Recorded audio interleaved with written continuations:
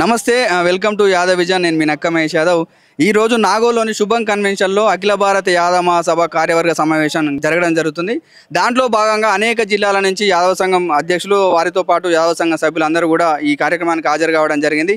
అయితే ఇప్పుడు ప్రస్తుతం మనకు మున్ముందు సర్పంచ్ ఎలక్షన్లు రాబోతున్నాయి.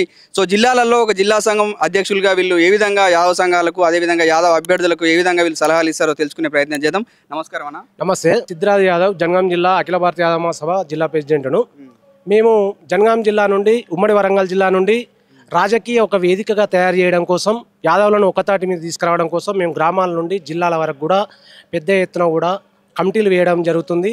వివిధ కమిటీలు వేసి ఇవాళ గ్రామాలల్లో మేము వివిధ పార్టీలల్లో సర్పంచులు, ఎంపీటీసీలు, జెడ్పీటీసీల వరకు మేము ఒక పట్టుకొమ్మల లెక్క గ్రామాలల్లో ఒక పట్టు తెచ్చుకోవడం కోసం మేము ఇవాళ ఒక రాజకీయ నిర్మాణం అనేది చేస్తున్నాం.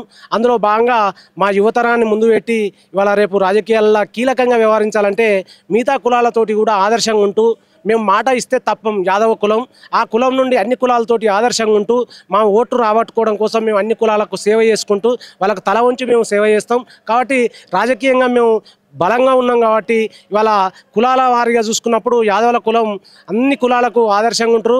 అందరూ కూడా మమ్మల్ని స్వీకరిస్తారు. కాబట్టి మేము ఎక్కడ నిలబడ్డా కూడా మాకు విజయం తథ్యం. కాబట్టి మేము విజయం కోసం మేము అందరం కూడా ఒక ప్రణాళిక రూపొందించుకొని ఇవాళ ఉమ్మడి వరంగల్ జిల్లాల పెద్ద ఎత్తున కూడా సర్పంచ్లను గెలిపించుకోవడం కోసం మేము ప్రయత్నాలు చేస్తాం. అదే ప్లాన్లో ఇప్పుడు ఈ రెండు నెలల రాబోయే ఎలక్షన్లలో మేము కీలకంగా వ్యవహరించి ఇవాళ పార్టీలలో ఒక పట్టుకొమ్మల లెక్క తయారు చేయించి సర్పంచ్లను మేము యాదవ సంఘానికి ఒక వేదికగా ఇద్దామనే దాంతో సర్పంచ్ల కోసం మేము ప్రయత్నాలు చేస్తున్నాం. దానికోసమే రేపటి నుండి అదే ప్రోగ్రాము, అదే ప్రణాళికతోటి మేము పనిచేద్దాం అనుకుంటున్నాం. యాక్టివ్గా కూడా ఉండకపోవడం జరుగుతుంది. సో యాదవులు ముఖ్యంగా ఎందుకు రాజకీయాల్లో వెనుకబడుతున్నారంటే ఏం చెప్తారు?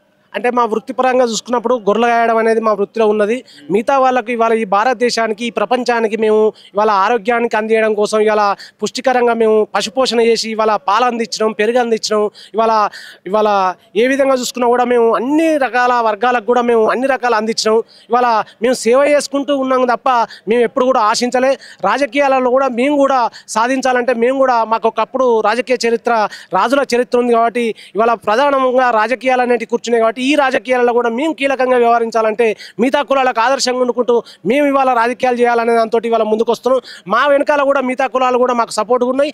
అందులో పైనుండి కింది దాకా కూడా అన్ని కులాలు మాకు సపోర్ట్గా ఉన్నాయి. కాబట్టి రేపు యాదవ్లో గెలుపు తప్పకుండా ఉంటుంది. ఇవాళ నామినేట్ పోస్టులలో కూడా మా వాళ్ళు పుష్కలంగా ఉన్నారు. ఇవాళ అన్ని పార్టీలలో కూడా సెకండ్ లీడర్షిప్గా పనిచేస్తున్నారు. కాబట్టి వాళ్ళకు రాబోయే రోజులలో మంచి భవిష్యత్తు ఉంటుందని, మా పుషింగ్ ఉంటుందని, మేము వాళ్ళకు సపోర్ట్గా ఉండి వాళ్ళని గెలిపించుకోవడం కోసం పనిచేస్తామని మేము శపథం చేస్తున్నాం. ఎక్కువ మంది సర్పంచ్లు రావాలని యాదవ్ విజన్ ద్వారా మనస్ఫూర్తిగా కోరుకుందాం. మహబూబాబాద్ జిల్లా అధ్యక్షులు ఎడ్ల వేణు యాదవ్ గారు మనతో పాటు ఉన్నారు. ప్రస్తుత సర్పంచ్ ఎలక్షన్లకు సంబంధించి సర్పంచ్ ఎలక్షన్లో పోటీ చేసే యాదవులకు ఏం సలహాలు ఇస్తారో అడిగి తెలుసుకునే ప్రయత్నం. నమస్కారం అన్న. నమస్కారం. నా పేరు ఎడ్ల వేణు యాదవ్, మహబూబాబాద్ జిల్లా ప్రెసిడెంట్. ఈరోజు గ్రామాలలో బలమైన వర్గం అంటే బీసీ వర్గంలో యాదవులు ఉన్నారు. ఇలా యాదవ్ ఓట్ బ్యాంకు అన్ని రకాలుగా అన్ని పార్టీలు ఉన్నారు. రేపు ఏ యాదవ్ నిలబడ్డా కానీ పార్టీలకు అతీతంగా ఒక యాదవ్ని గెలిపించుకోవాలనే ఒక దృఢ సంకల్పంతో యాదవులందరూ కూడా ఈరోజు ముందు ఉండి నడిపించే ప్రయత్నం చేస్తున్నారు. మిగతా కులాలను కూడా కలుపుకొని ఇవాళ యాదవుల సత్తాను చాటేందుకు స్థానిక సంస్థల్లో ఎప్పుడు వస్తారో చూస్తే ప్రయత్నంగా మా యాదవులందరూ అయితే చేస్తున్నాను.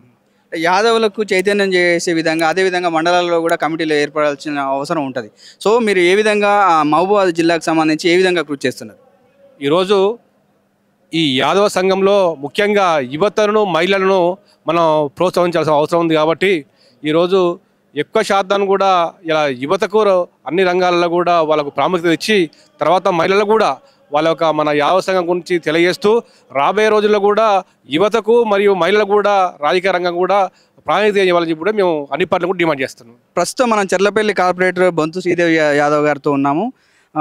అక్క, మనకు అదేవిధంగా యాదవ్ సంఘం ఉమెన్ సంబంధించి అధ్యక్షురాలుగా ఈ మధ్యనే ఏకగ్రీవంగా ఎన్నిక కావడం జరిగింది. సో ప్రస్తుతం మనకు సర్పంచ్ ఎలక్షన్లు రాబోతున్నాయి. ముఖ్యంగా సర్పంచ్ ఎలక్షన్స్ అంటే గ్రామాల్లో యాదవ మహిళలు చాలా వెనుకబాటుకు గురి కావడం జరుగుతుంది. సో యాదవ మహిళలు కూడా సర్పంచ్గా యాక్టివ్గా పాల్గొనాలంటే మీరు ఏం సలహా ఇస్తారు అక్క? ఖచ్చితంగా రాష్ట్రంలో తెలంగాణ రాష్ట్రంలో ముఖ్యంగా యాదవ మహిళలు ఖచ్చితంగా వెనుకబడే ఉన్నారు. బట్ ఒక 5-6 సంవత్సరాల నుంచి గత ప్రభుత్వంలో 50% రిజర్వేషన్స్ అని మహిళలకు వచ్చినాయి. కాబట్టి అప్పటి నుంచి మరి ప్రతి గ్రామంలో కూడా మరి చదువుకున్న వాళ్ళ కంటే ఎక్కువ హుషారు ఉన్న మహిళలు మా యాదవ మహిళలు. కాబట్టి వాళ్ళందరూ కూడా ఎంతో ఉత్సాహంతో తెలంగాణ రాష్ట్ర ప్రభుత్వంలో పోటీ చేయడానికి మరి పార్టీలకు భిన్నంగా మరి ఏ పార్టీ అయినా కూడా మరి యాదవ మహిళ కనుక నిలబడితే ఖచ్చితంగా వారి పక్షాన మేము నిలబడతామని ఈ సందర్భంగా తెలియజేస్తా ఉన్నాను. రాజకీయం చేయాలంటే అన్ని కులాలను కలుపుకొని పోవాల్సినటువంటి అవసరం ఉంటుంది. కాకపోతే మహిళలు బాగా భయపడతా ఉంటారు. సో మీరు ఆల్రెడీ కార్పొరేటర్ కూడా గెలవడం జరిగింది. సో ఎలక్షన్లో పాల్గొని గెలవాలి. ఖచ్చితంగా ఇప్పుడు ఎలక్షన్ల అంటే ఎట్లా అంటే ఇప్పుడు ప్రజలందరూ కూడా తెలివిమంతులు అయిపోయినారు. వాస్తవానికి చెప్పాలంటే మరి ఎవరు ఏంది అని ఒక్కసారి ఒక మనిషిని చూడంగానే వాళ్ళు అసలు లోపల డెప్త్ వరకు ఆలోచించే స్థితిలో ఇప్పుడు ప్రజలు అనేది ఉండరు. ప్రజలు అన్నారు ఎవరి చేతిలో మోసపోతలేరు. మరి ఎవరిని నిలబెట్టాలన్నా ఎవరిని దించేయాలన్నా ఒక మహిళ ఆ ఇంటి మహిళ చేతిలోనే ఉంటుంది. సో విద్యావంతురాలా కాదా మరి ఎప్పుడూ ఒక సూత్రం నేను నమ్ముతాను. ఏంది అని అంటే మరి ఒక మహిళ ఆ కుటుంబంలో చదువుకొని ఉంటే ఆ కుటుంబం అంతా కూడా డెవలప్ అయ్యింది. మరి చదువుకొని మహిళలు కూడా భర్తకు ప్లేస్ రాలేదు అని వాళ్ళు కూడా ఇప్పుడు సర్పంచ్లుగా కార్పొరేటర్లుగా అనేక ఎంపీటీసీలుగా చెప్పి ఏం రాని మహిళలకు కూడా అదృష్టం కలిసి వచ్చే అవకాశాలు వచ్చినాయి. సో ఇప్పుడు మరి తెలంగాణ రాష్ట్ర ప్రభుత్వంలో కాంగ్రెస్ గవర్నమెంట్ కొలువు తీరింది కాబట్టి ఖచ్చితంగా రేవంత్ రెడ్డి గారు కూడా ఖచ్చితంగా చాలా అన్ని మరి వీళ్ళు చేస్తారా చేయరా మరి వాళ్ళ రిజర్వేషన్స్ కూడా కులగణన అయింది మొన్ననే. రిజర్వేషన్స్ మరి అదే మారుస్తారా అనే దాన్ని బట్టి కూడా ఉంటుంది. మరి ఇప్పుడు ఎలక్షన్స్ వస్తున్నాయని ఇప్పుడే తిరిగితే ప్రజలు వాళ్ళకి ఓట్లు వేయరు. నిరంతరం ప్రజలలో ఉండాలి, ప్రజల పక్షాన ఉండాలి. మరి వాళ్ళ వ్యక్తిగతంగా కూడా వీళ్ళు మంచిగా చెడ అనేది కూడా ఆలోచిస్తూ ఉన్నారు. కాబట్టి కష్టపడుకుంటూ పోతే భగవంతుడు అవకాశం అనేది ఖచ్చితంగా ఇస్తాడు. ఒకటి కాకుండా ఒకటి ఖచ్చితంగా అచీవ్ చేయగలుగుతారు. మనతో పాటు మెదక్ జిల్లా అధ్యక్షులు గండి మల్లేష్ యాదవ్ గారు ఉన్నారు. మనకు రాబోయే ఎన్నికల్లో సర్పంచ్లు గెలవాలంటే యాదవులు చాలా వెనుకబడి ఉన్నారు. కొంత యాక్టివ్ ఉన్న యాదవులకు ఒక యాదవ సంఘం అధ్యక్షులుగా మీరు ఏం సలహాలు ఇస్తారన్న? చాలా చేస్తున్నామని ఇప్పటికి కూడా మెదక్ జిల్లా రాత్రి పగలు మా ఎక్కడెక్కడ యాక్టివ్ ఉండరు మా పిల్లలు. వాళ్ళకు రాత్రి పగలు ఎవరికి కష్టం వచ్చినా నైట్ వచ్చినా ఇప్పుడు ఈయన భాస్కర్ యాదవ్ అని మనోరాబాద్ నుంచి సర్పంచ్గా పోటీలో ఉన్నాడు. ఇప్పుడు ఆయన కూడా రాత్రి పగలు సచిన ఇప్పుడు ఆయన తాత పేరు మీద వైకుంఠధామ వ్రతం తెప్పించిండు, కుర్చీలు తెప్పించిండు, సంఘసేవ చేస్తున్నారు.